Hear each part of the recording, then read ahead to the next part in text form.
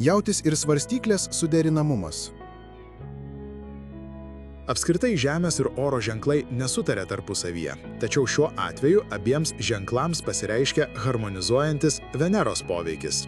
Tai leidžia jaučiui draugauti su svarstyklėmis, toleruoti tarpusavio skirtumus, nepaisyti priešingybių. Ši pora mėgsta muziką ir meno, tačiau daugiau nieko bendro neturi. Jaučiai ramūs ir kiek susivaržę, tad netinka romantiškoms svarstyklėms. Jaučiai linkę planuoti savo ateitį, tačiau ilgalaikiai įsipareigojimai svarstyklės gąsdina, tad šis aspektas neabejotinai kels nesutarimų. Svarstyklės papildomai erzins diktatoriška jaučio natūra. Ženklai suderinami miegamajame, tačiau to nepakanka sėkmingai sąjungai. Tikiuosi, kad šis vaizdo įrašas suteikė jums naujų minčių ir padėjo geriau suprasti likimo ženklus.